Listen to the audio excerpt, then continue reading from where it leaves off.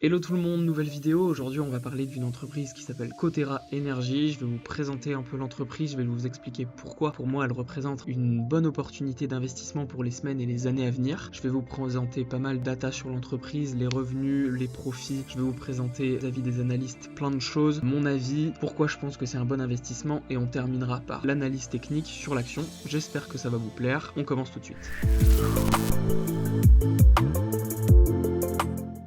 Donc, Coterra Energy, c'est une entreprise qui évolue dans le secteur de l'énergie. Son ticker, c'est CTRA. Donc, vous pouvez retrouver l'entreprise sur n'importe quel broker en tapant CTRA. Donc, l'entreprise emploie un peu moins de 1000 employés. Elle évolue aux États-Unis, au Texas, donc à Houston. Et son activité principale, c'est le développement et la recherche de gaz liquide, de gaz et de pétrole. Donc, elle évolue vraiment dans le secteur de l'énergie, dans des énergies fossiles. Son objectif, ça va être de trouver des zones où on peut extraire ces matières premières et ensuite commercialiser ces matières premières et en tirer un profit. Donc, comme je vous l'ai dit, l'entreprise s'appelle Coterra Energy. Je vais vous présenter des datas qui viennent de Stock Unlock. Si vous voulez obtenir les mêmes datas, vous avez un mois gratuit avec le lien qui se trouve en description. Donc, on commence tout de suite. Comme vous pouvez le voir, l'entreprise a un score de 4,14 sur 5. Donc, ce score, il est donné par Stock Unlock. Ce score, il va être déterminé par l'ensemble des datas qui vont être recueillies par Stock Unlock sur différents domaines de l'entreprise. On va voir juste après. Et ce score, eh bien, il est compris entre 0 et 5. Plus il est proche de 5 et plus il est bon. Donc 4,14, c'est vraiment un score très très bon. Donc au niveau du détail, on voit que l'inside score est de 4,14 sur 5. On voit que le score du dividende, il est de 4,83 sur 5. Donc un très bon score et un très bon dividende. On va explorer ça juste après. Le score de croissance, donc growth, il est à 3,75. C'est un bon score, mais c'est pas non plus le meilleur. Moi, je m'attendais à un score un peu plus élevé, entre 4 et 4,5 peut-être. Donc on va voir pourquoi il est pas si haut. Le score des analystes, il est à 2,20. Donc ça, par contre, c'est très bas. On verra après pourquoi. Ensuite, on a la santé financière de l'entreprise. Donc le score, il est à 4,33 sur 5. C'est très très bon. On a la profitabilité de l'entreprise qui est à 5. L'entreprise est très rentable et doit pratiquer de très bonnes marges. Enfin, on a le score de management qui est à 4,50 sur 5. Donc on voit que l'entreprise est correctement gérée et qu'il n'y a pas de problème au niveau des dirigeants. On continue tout de suite par des informations un peu plus précises sur l'entreprise. On voit que l'entreprise évolue dans le secteur de l'énergie. On voit que son EPS, donc c'est les earnings per share, c'est-à-dire profits qui sont dégagés par l'entreprise comparé au nombre d'actions qui sont en circulation, c'est à 4 $. Quand on étudie la santé financière d'une entreprise et d'une analyse fondamentale en général, on veut que ce chiffre soit le plus élevé possible, c'est-à-dire que l'entreprise gagne de plus en plus d'argent et que le nombre d'actions en circulation est de plus en plus faible. Les entreprises pratiquent en général quelque chose qui s'appelle le buyback, c'est-à-dire que grâce à l'argent qu'elles vont gagner, elles vont pouvoir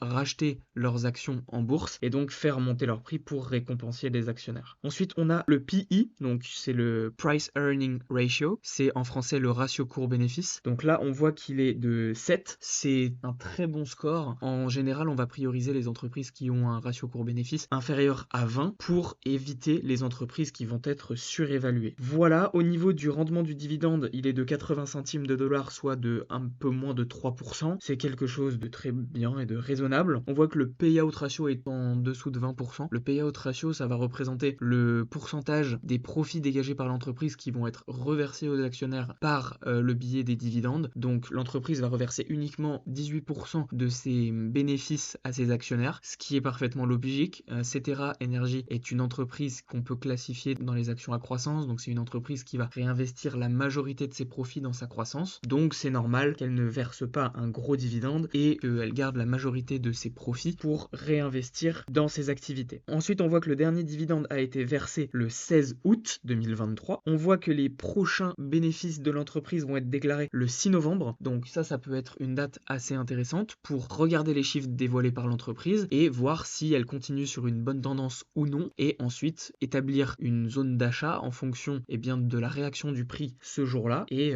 commencer votre investissement dans Coterra Energy si l'action vous intéresse. Voilà pour ces données financières. On va continuer tout de suite par les données financières de l'entreprise. Donc les données financières de l'entreprise. On a à gauche donc les assets qui correspondent aux actifs de l'entreprise. On voit que les actifs de l'entreprise représentent 72% de sa valorisation comparé aux dettes qui représentent seulement 27%. C'est un ratio qui est parfaitement normal, parfaitement équilibré et que je trouve très bien. On continue juste ici avec les revenus de l'entreprise. Donc on voit que la croissance des revenus de l'entreprise est assez franche, surtout sur les 2 dernières années. La croissance de l'entreprise est vraiment impressionnante impressionnante au niveau de ses revenus, donc c'est quelque chose de très positif. On investit dans des entreprises qui gagnent de plus en plus d'argent. Ici, c'est le cas. Coterra Energy nous prouve qu'elle gagne de plus en plus d'argent d'année en année, donc c'est quelque chose de très positif. Ensuite, on va examiner le profit. C'est bien beau que l'entreprise réalise un chiffre d'affaires qui est en croissance, mais il faut que ses profits soient en croissance. Donc les gross profits, c'est l'ensemble des bénéfices qui vont être réalisés par l'entreprise lorsqu'elle va vendre ses produits et qu'elle va soustraire à son chiffre d'affaires l'ensemble des coûts qu'elle aura dépensés pour fabriquer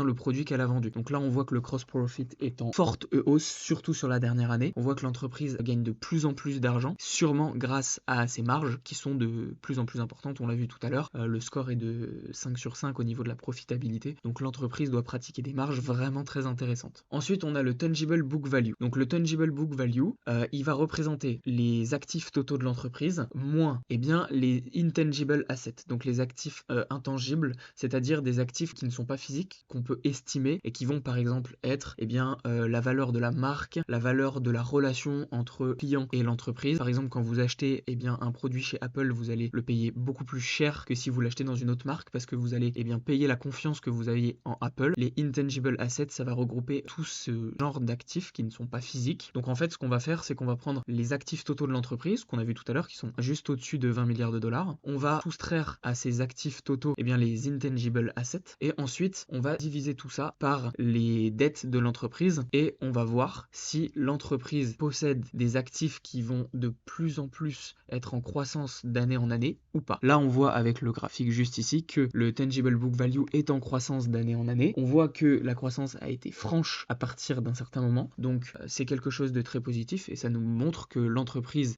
crée de plus en plus d'argent avec son revenu, crée de plus en plus d'argent avec ses profits et ses marges qui sont de mieux en mieux et en plus l'entreprise est correctement gérée et les actifs totaux de l'entreprise sont en croissance, donc ça montre que le management et la gestion globale de l'entreprise sont vraiment bons. Ensuite, juste ici sur Stock Unlock, on peut avoir les insights des analystes, donc comme on l'a vu juste avant, le score général de l'entreprise et juste là, on va avoir les projections donc de revenus, de bénéfices et de prix au niveau des analystes. Vous voyez qu'ici, les chiffres sont très mauvais, donc on a very bad assez souvent, donc c'est-à-dire que les analystes ont prévu que les revenus de l'entreprise vont baisser et les profits de l'entreprise vont baisser dans les mois et l'année à venir. Pourquoi ? Sûrement parce que l'entreprise a eu une forte croissance et qu'elle va pas pouvoir forcément tenir cette forte croissance encore très longtemps. Par contre, on voit que dans tous les autres domaines, donc que ce soit pour la croissance, que ce soit pour la santé financière, que ce soit pour la valuation juste ici, le management ou la profitabilité, l'entreprise a des très bons scores partout. Donc en fait, ça nous explique que les analystes ont prévu que l'entreprise allait avoir peut-être des temps un peu difficiles dans les semaines et les mois à venir, que possiblement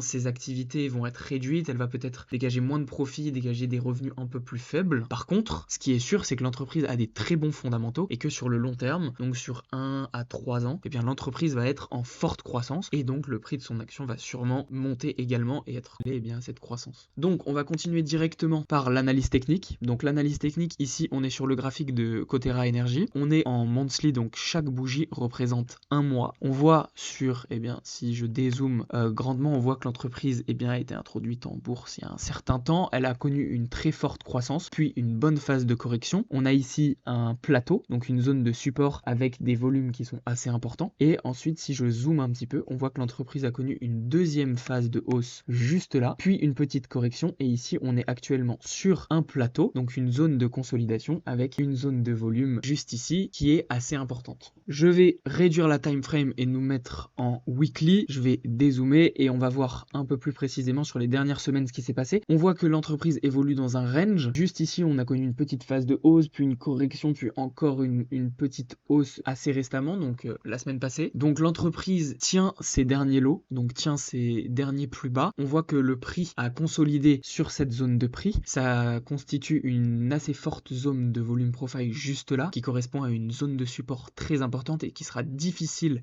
à break, c'est-à-dire à passer et à continuer une tendance vers le bas. Donc cette zone de support peut être un très bon prix d'achat. Vous voyez juste ici que j'avais réalisé un premier investissement de 150 € au niveau des 23 $. Donc pour moi, cette zone de support est très importante et peut constituer un premier investissement assez important. Si cette zone de support vient à être brisée, on a juste là une deuxième zone de support qui pourra constituer un deuxième point d'entrée pour un deuxième investissement. Vous voyez juste ici les volumes profile qui constitue également un support. Si le prix de l'action continue à monter dans les semaines et les mois à venir, on pourra envisager un deuxième point d'entrée sur un niveau de retracement. Pour l'instant, c'est pas ce qu'on voit. On voit que l'entreprise évolue dans ce range et on va attendre une forte poussée haussière, donc au niveau des plus hauts, pour ensuite peut-être envisager un deuxième investissement sur un retracement. Mais pour l'instant, le cours est plutôt haussier. En weekly, on voit que les derniers lots sont tenus. Donc, ce qu'on va attendre, c'est une poussée haussière pour, soit prendre des profits et racheter plus bas, soit, garder l'entreprise et garder l'action sur du long terme et profiter de sa croissance sur 1 à 3 ans. Voilà pour la vidéo d'aujourd'hui. J'espère que ça vous aura plu. Je vous ai présenté pas mal d'infos. Si vous souhaitez qu'on parle d'autres sujets ou d'autres critères lorsque je fais une analyse sur une action, n'hésitez pas à m'en parler. Merci d'avoir regardé cette vidéo. Ciao.